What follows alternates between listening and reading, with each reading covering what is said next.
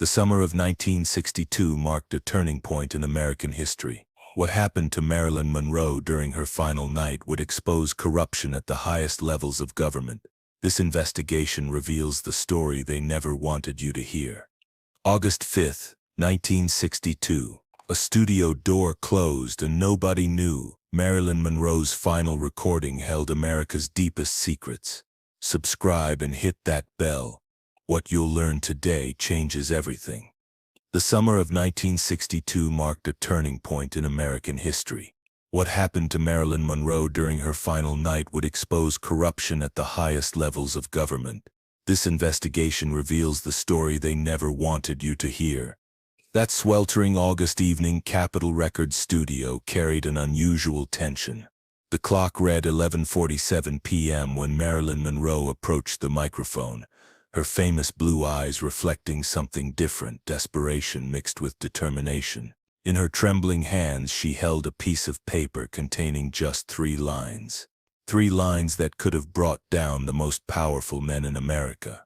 She leaned into the microphone with the gravity of someone making a final confession. "My heart beats for the truth tonight." The first line emerged as barely a whisper, carrying the weight of a woman who understood her time was limited.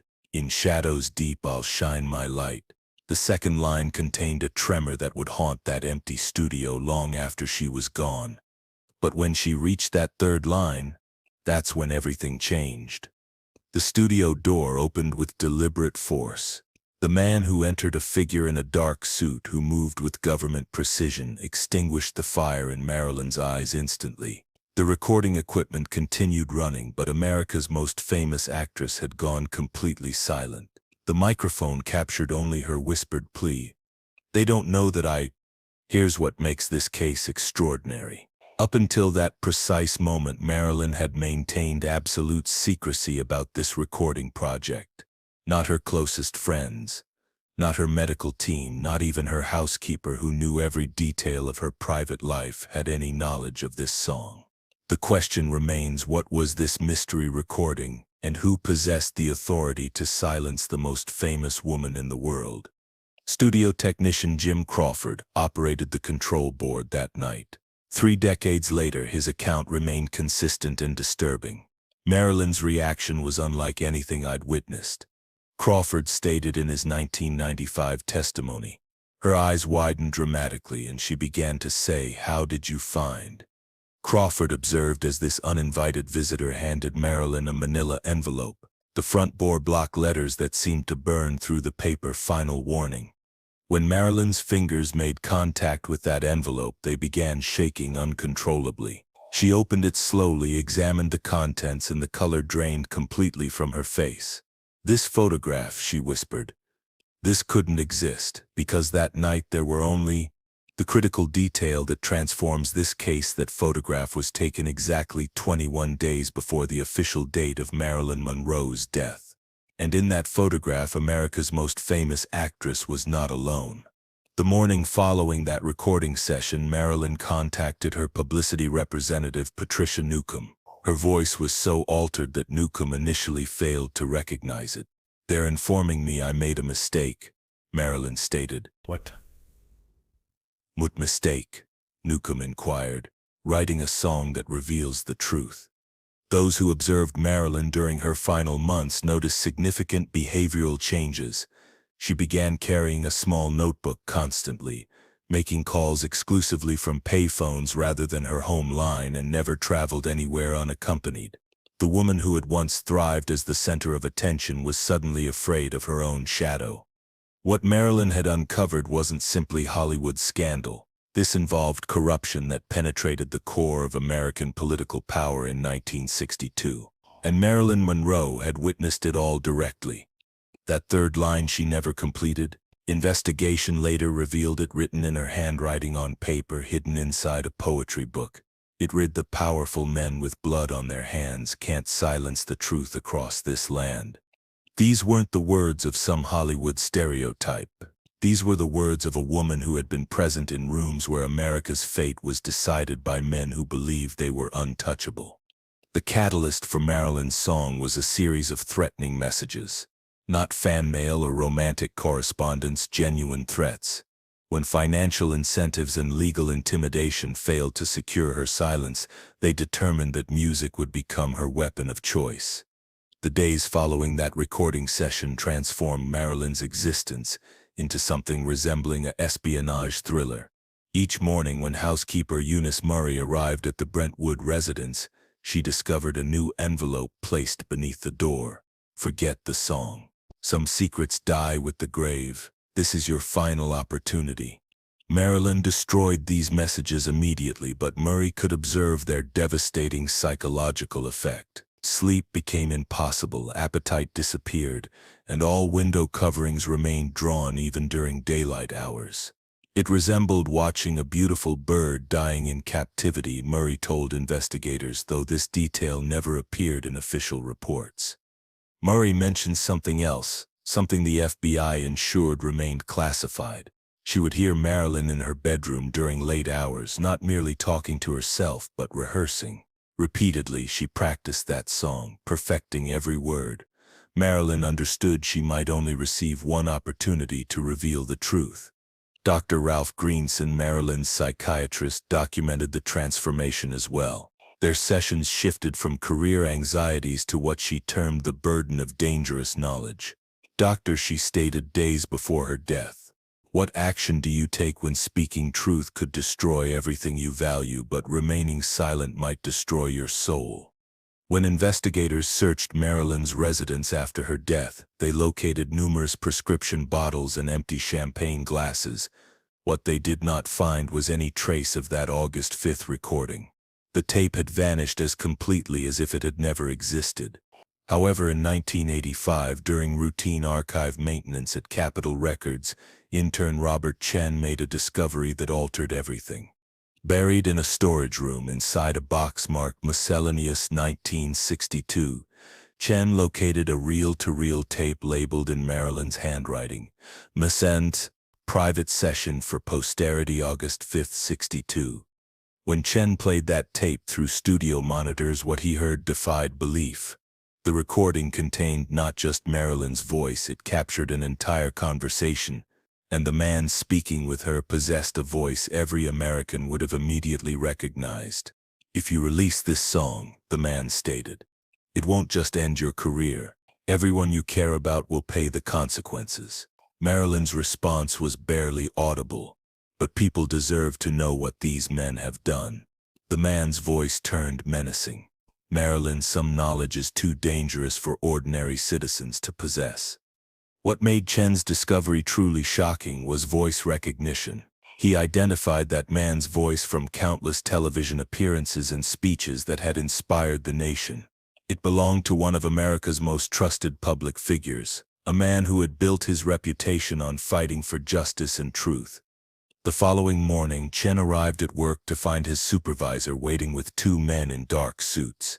The tape had disappeared, and Chen was informed he had never heard any conversation between Marilyn Monroe and anyone else. When Chen attempted to protest, one of the suited men simply handed him a business card. It read, "Some memories are healthier to forget." Klein took early retirement that year and relocated to a small Oregon town where he lived quietly until his death in 2019. Before he died, he shared his story with one person, music journalist Sarah Mitchell, who had been researching Marilyn's final months for a book that would never reach publication. "There must be another copy," Chen told Mitchell from his hospital bed. Marilyn was too intelligent to create just one recording. She mentioned once through intermediaries that she had hidden copies in places where powerful men couldn't access them. Mitchell spent 3 years pursuing Chen's leads, and her discoveries would have rewritten American history if she had survived long enough to publish them. In 1994, Mitchell was found dead in her Los Angeles apartment, apparently from a gas leak. Her research materials, including dozens of interviews and photographs, had mysteriously disappeared. But Mitchell had made one crucial discovery before her death. She had located the owner of a small Sunset Boulevard recording studio where Marilyn had been practicing her song. The studio owner, Eddie Castellanos, maintained backup recordings of every session, a habit from his days recording jazz musicians who couldn't afford to lose their work. Mitchell found Eddie in a Phoenix nursing home, his mind still sharp at 92. "I remember that blonde woman," he told her. "Visited 3 or 4 times that summer. Always paid cash, always recorded the same song. Said it was for her personal memoirs." Eddie's expression grew serious with the memory. Beautiful voice, but she was terrified of something. When Mitchell inquired about the recordings, Eddie's demeanor changed. "Had a fire in '63, he stated. "Lost everything, but peculiar thing about that fire. It originated in the exact room where I stored my private recording collection. And the fire department responded unusually slowly. The pattern became clear to anyone willing to examine it. Every trace of Marilyn's final recording was being systematically eliminated. Studios burned. People died. Evidence vanished. But in 2003, 26 years after Eddie's fire, something extraordinary occurred. Maria Santos was cleaning her deceased father's garage in East Los Angeles when she discovered an old steamer trunk filled with 1960s recording equipment. Her father had been a freelance sound engineer for various Hollywood studios, apparently keeping equipment when studios upgraded their systems. Inside one tape recorder, Maria found a reel marked in fading ink, "Angel's Last Song," property of E. Castellanos. When she played it using her father's equipment, Maria heard a voice that stopped her completely. It was Marilyn Monroe, unmistakably clear, performing the complete version of that lost song. "My heart beats for the truth tonight. In shadows deep I'll shine my light. The powerful men with blood on their hands can't silence the truth across this land. I've seen them deal with mob and spy, built their throne on innocence' cry." The remaining verses laid out specific details, not names but descriptions so precise that anyone following 1962 politics would identify exactly whom Marilyn meant. She sang about clandestine meetings, financial exchanges, and backroom decisions that cost American soldiers their lives in foreign conflicts. Maria brought the recording to Professor James Wesley at UCLA, an expert in voice analysis and historical authentication. Wesley's tests confirmed what Maria already knew. This was genuinely Marilyn Monroe, recorded during summer 1962. But Wesley discovered something else on that tape, something that made him secure it away and refuse discussion for 3 years. Using modern audio enhancement, he detected additional voices in the background. Marilyn had not been alone during this recording. When Wesley finally agreed to share his findings, his hands trembled as he played the enhanced audio. A man could be heard encouraging Marilyn. "Continue, sweetheart. Tell them everything." When Marilyn expressed concern about consequences, the man provided reassurance. "I'll protect you. You have my word as a Kennedy."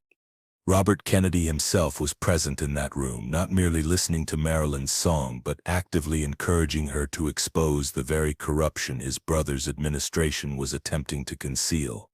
According to official records, Robert Kennedy was in Washington that night, attending a Justice Department dinner. But audio analysis provided irrefutable evidence RFK was in Los Angeles, participating in a secret recording session with Marilyn Monroe on the night before she died.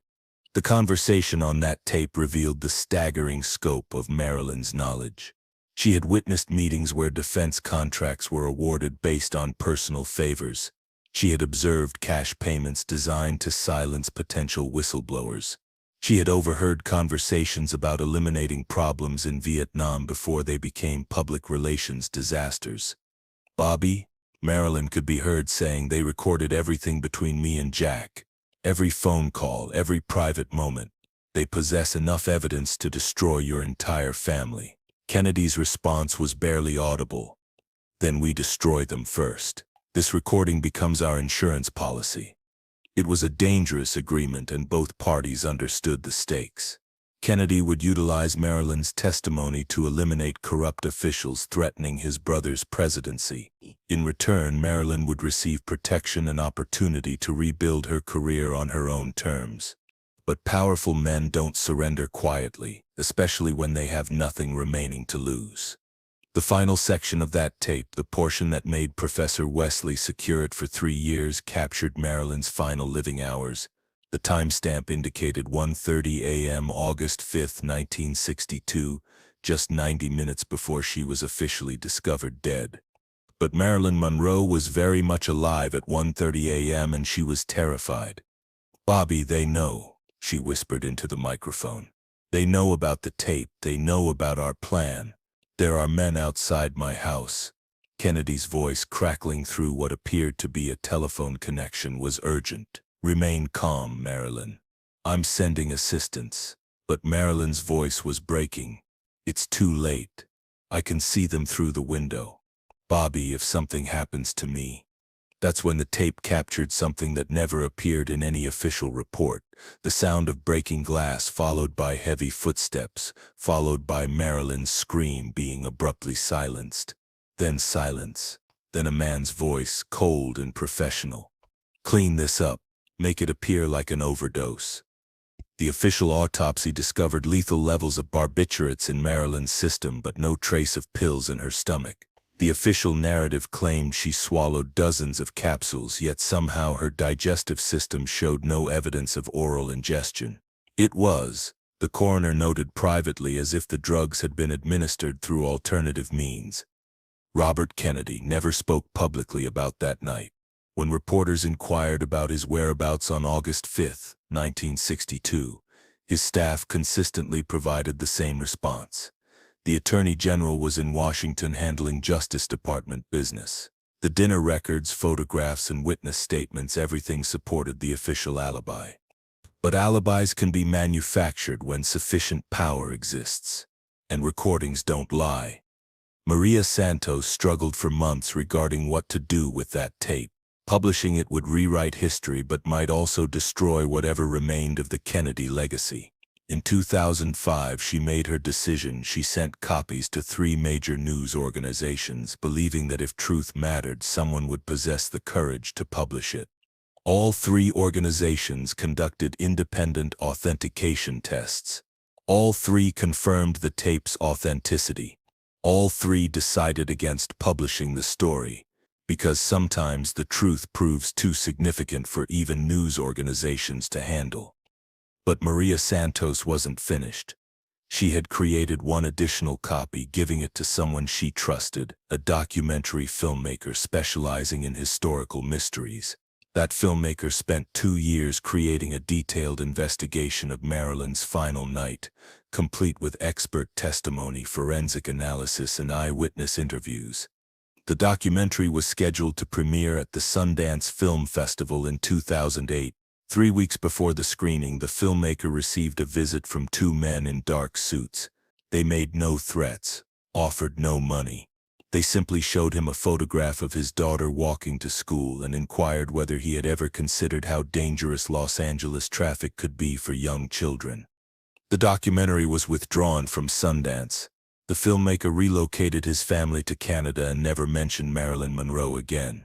That recording, the final authentic record of Marilyn Monroe's voice, remains hidden somewhere today, perhaps in a safe deposit box, perhaps buried in someone's backyard, perhaps destroyed to protect the living from history's judgment.